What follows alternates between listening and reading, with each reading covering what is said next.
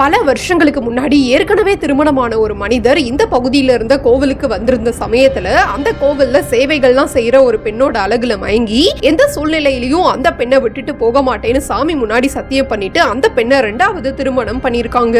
இந்த விஷயம் நடந்து சில மாசங்களுக்கு அப்புறம் அந்த மனிதர் அந்த பெண்ணை விட்டுட்டு கிளம்பி ஊர் எல்லையை தாண்டின அடுத்த நொடியே அந்த மனிதருக்கு கண்ணு 2 பறி போயிருக்கு. உடனே பதறி போன அந்த மனிதர் சத்தியம் பண்ணிட்டு மீறினதுனாலதான் கண்ணு பறி போயிருக்குன்னு தெரிஞ்சுக்கிட்டு கண்ணு தெரியாமையே கொஞ்சம் தூரம் நடந்து வந்து பக்கத்துல ஒரு மனிதர் நிக்கிறத உணர்ந்து நடந்த விஷயங்கள் எல்லாம் சொல்லி சத்தியம் பண்ண கோவிலுக்கு கூப்பிட்டு போக சொல்லி உதவி கேட்டிருக்காங்க. ஆனா அந்த மனிதர் கோவிலுக்கு கூப்பிட்டு போகாம கையில ஒரு ஊண்டுகோலை கொடுத்ததுனால கோவப்பட்ட கண்ணு தெரியாத மனிதர் எனக்கு கண்ணு தெரியலன்னு கிண்டல் பண்றியான்னு கேட்டுட்டு அந்த ஊண்டுகோலை தூக்கி எரிஞ்சதும் மாடு கத்துற சத்தம் பயங்கரமா கேட்டிருக்கு.